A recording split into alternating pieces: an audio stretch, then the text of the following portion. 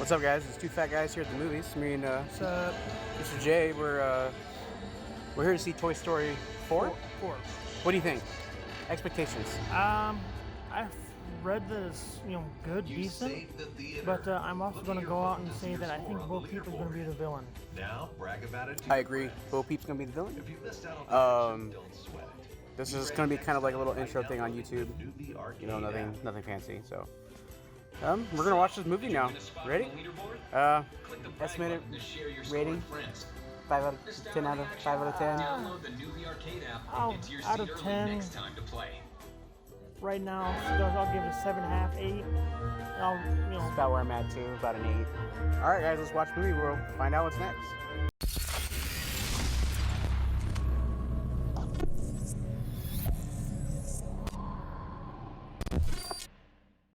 So we just saw Toy Story 4, and we were both wrong. But We're gonna have spoilers in this because there's really no way to talk about this movie without spoilers. slight spoiler alert: there's really no antagonist. There's no bad guy. I mean, the doll, what was her name? Gabby.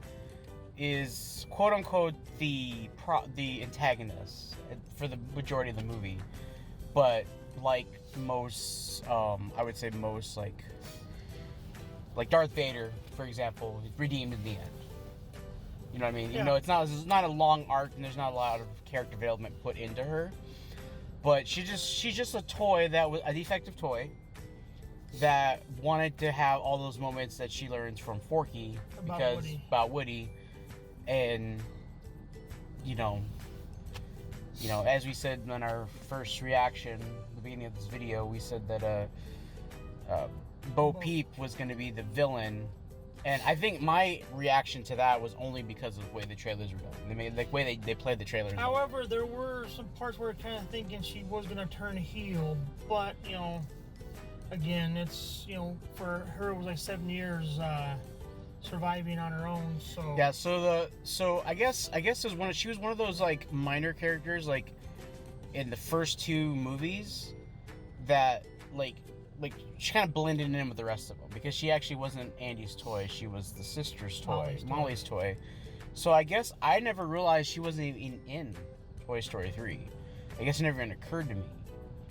And I've seen Toy Story 3 a couple times, and it never occurred to me. I think I remember when I saw it, it was one of those questions like, where was she? But right. One of those questions like, maybe they cut the character because there's too many characters already. There's a lot of toys. And the one thing about this movie, if you're a fan of like Rex and his shenanigans, or the pig, or Ham, that's right, Ham or Jesse or Bullseye, they're not really in this movie. They're in the movie, but they're not. They have a whole new set of toys that they focus on. If you see it, there is a particular scene in the movie where they do a nice little Star Wars cantina scene. You don't run reenactment. That's not right, but Easter egg. It was an Easter egg. I definitely felt, it's a little Star Wars, little Star Wars thing there. It was funny, especially with what happens. However, I was to say Keanu Reeves. I was gonna say Keanu Reeves. Duke Kaboom, yes, I Canada. Oh my God, man! And I was like, yep. Like I always tell people that he always has two voices. He has his Bill and Ted voice, and then everything else. And that's pretty much how this movie was. I felt like, and like, I don't go by Rotten Tomatoes scores or anything like that. But this movie did get 100%. I earned it. I'll go the earlier 7.5 to 8. I'll go 8.5. And I don't want to. No, it didn't really have as any times really kind of drug on. I mean, it's a kids movie. It's not that long a movie, but I liked it. I'll give it 8.5. It's as far as in graphics wise, you can't even compare because you watch the original Toy Story to this one, you'll see the animation. But again, it's a kids movie. I could sit there and say that I got annoyed whenever that little kid would repeat a line, but that's what it's for. I did notice that there was a kid in our theater that kept repeating lines, but it's a kids movie. It's I mean, if I wanted to see a movie without kids, I would have gone to a later show. But Right, right. See the movie with the target audience. You're gonna expect it, Yeah. and that was fine. Like, it didn't bother me too much. Like, it was at first when it was happening, I thought, was the movie repeating itself? Or was Forky repeating things like over and over again? Which I like this character. Spider-Man. Oh, Mysterio. I did like Forky. I thought it was a cute little toy. The one thing that I'm gonna give it again an 8.5, 8.5 score, whatever. It is a kids movie, so you can't really like say this or that. The only thing that I guess an expectation that I had from the trailer was that, one, because the more the movie was taking place, I thought it was gonna be something like they were gonna go full circle, where they were gonna reveal. I was saying they might get revealed, toys would get revealed, and they'd have to shut down. Because I thought they were gonna go. Because I felt like the last one went really dark. Like, it was going really dark, and then the second one was even dark too at the ending, and you thought they were all gonna die. Oh yeah. So I thought this one was gonna go even darker. So I was like shocked that they didn't go that route, and I was like, okay, I see what they're going. I'm not gonna lie to you. I thought that Bo and all that were gonna go with Woody, and be Bonnie's toy, Yeah. and everything, and happy-go-lucky, but that's not what happened. No, because here's the thing. Once Buzz said the line, "She's gonna be okay," I knew he wasn't referring to Bo Peep. I knew he was referring to Bonnie because and the way it ended, Woody going with Bo Peep and the troop. For me, that's it. That's the ending. You're not gonna be able to make any more. Yeah, I mean, you could try. So there are two ways you can go with this movie. Or start the movie. If you were to say make a Toy Story 5, which at that point, if you see this movie, and I hope you do go see this movie, it's gonna be a hard movie to make, because you focus on like what Buzz and like they're doing with Bonnie, and there's no Woody. There's gonna be no Woody. Or do you focus on what Woody's doing, and then you're not gonna have anybody else? If anything, I could see them maybe trying to do some sort of animated series if they wanted to continue the stories. But again, it's one of those things where the stories, it's told. Yeah, I mean, if they were ever going to do a Toy Story 5, it would have to be like, they'd have to wait like 10 years. And it'd have to be like, well, I'm saying even maybe 5 years, but it would be a completely all new toys. It'd be like a whole new story. And basically, they'd be rebooting the franchise. It'd be like a reboot almost. And then you'd have the the fans like going ape shit. Right. Can you say ape shit on YouTube? Whatever.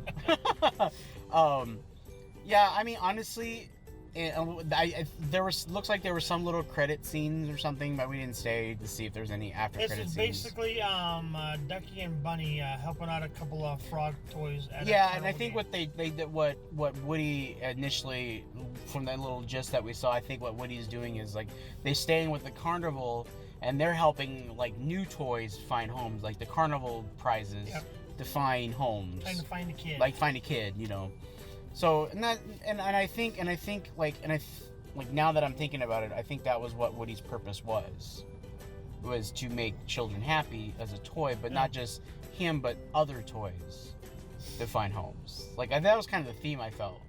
They were kind of pushing it home because like the beginning of the movie starts off with Bonnie is playing. She has all her toys in the closet, and then she opens it up and she chooses toys, and Woody's not chosen anymore as a toy.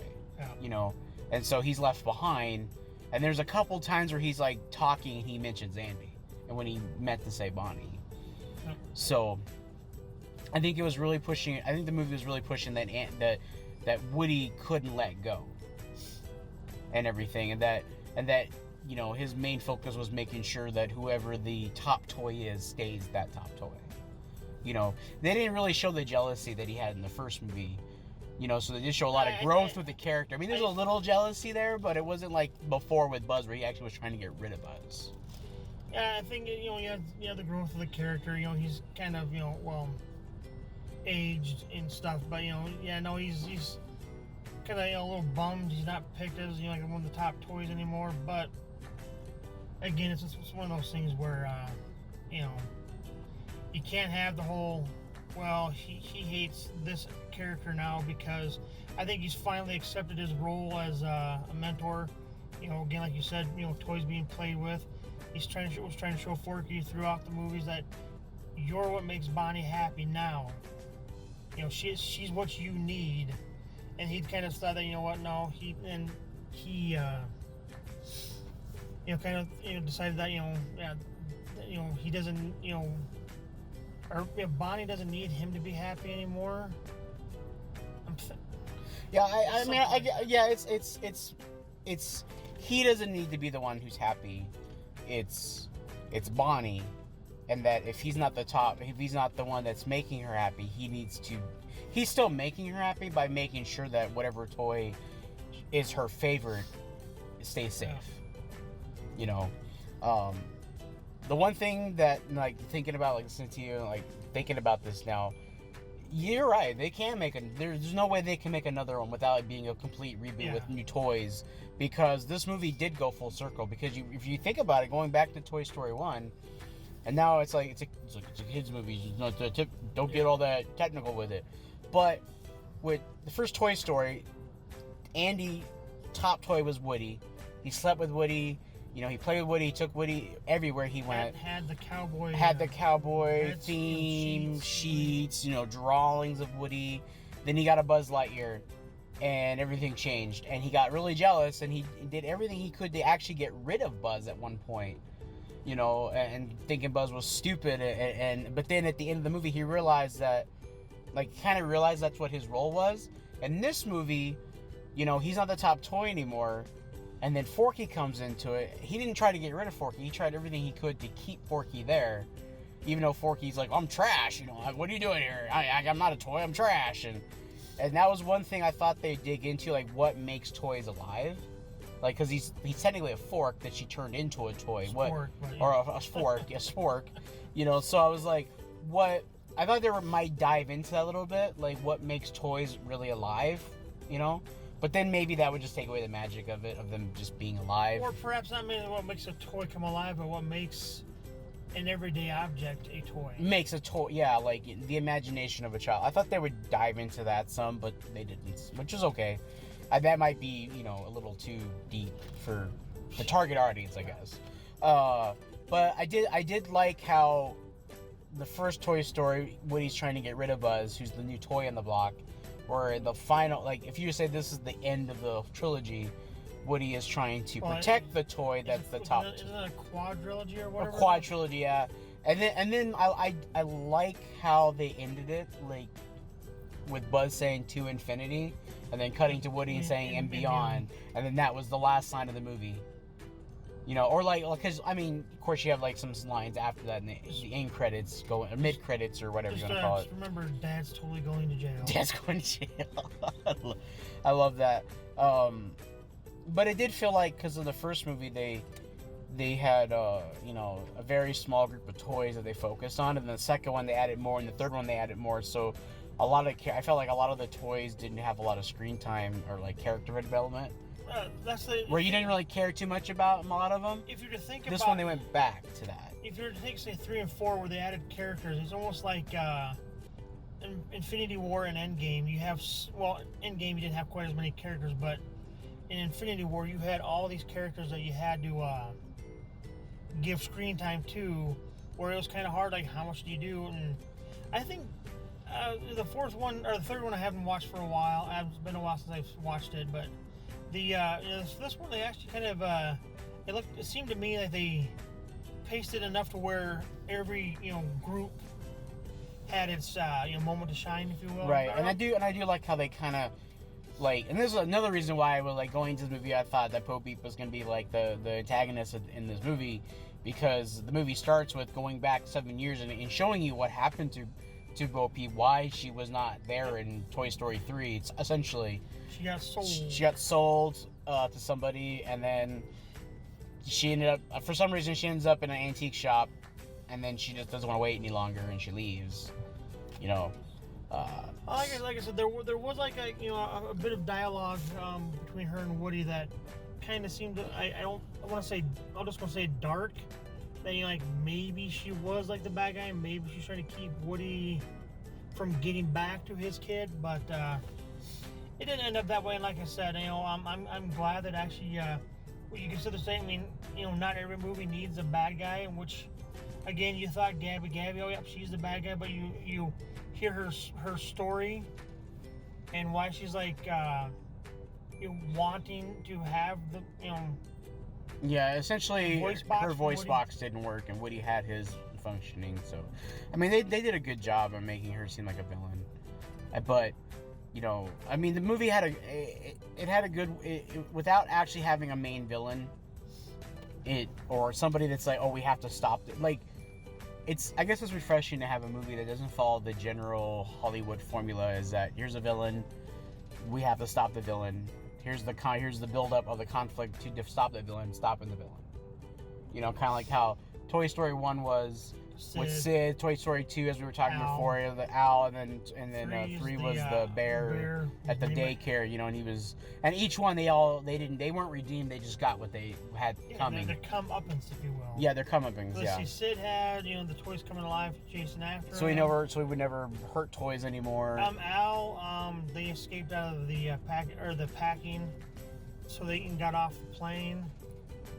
There was also Prospector in 2 that I did forget about. Oh yeah, there was Prospector, but he was just jealous and angry, if I remember correctly. But it's just nice to have a movie that didn't. I also did notice because I remember in 2, Woody's reason he got put on the shelf was his shoulder got ripped, and so they fixed. Al had the guy come in and fix him. Prospector reopened the rip, and then Andy. And I actually remember I was watching because he actually had a bigger bicep on. Oh, on one of the arms. Yeah, I like the little details they kept in. I completely forgot about it, and I remembered it. And I was like watching, and yeah, he still actually has the bigger arm. Bigger arm. So yeah, there was some detail there. Obviously, and then 3, obviously they got away from the bear because of Big Baby. I believe was the doll's name was. The doll name. And then the bear got picked up by Sid. If you did not know, Easter egg in Toy Story 3, that was actually Sid on the garbage truck who fastened the bear, whose name I can't remember. And if you know it, put it in the comments. I'm sure there may be 1 or 2 people who comment on this. Yeah, we'll see. Oh, and this thing gets 17.5 likes. This guy here is going to get a Toy Story inspired tattoo. Yeah, I mean, you know, if you can get that half like on there, Yeah. good luck on that. Yeah.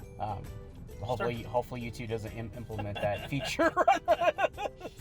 But yeah, guys, I mean, it was a good movie. Let us know in the comments down below if you like this. I mean, because I feel like before we rambled on way too much and we lose our thought process. We just saw the movie, like we're in his car right now.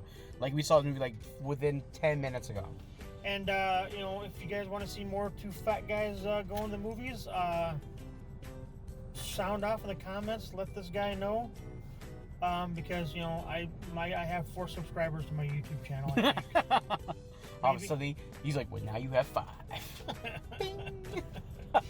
Yeah, let us know, guys, in the comments down below if you like this video, like it. And you know, if you people like it, if you watch it, and you have suggestions for movies that you want us to go see, and if like enough, if like someone suggests Dora and John, I can't Lost City believe of that. Gold. Oh my God. I'm not. It looks kind of like one of those cheesy, funny movies. But if like, you know, enough people comment, like, you know, go see Dora and give us your, you know, I'm not gonna lie.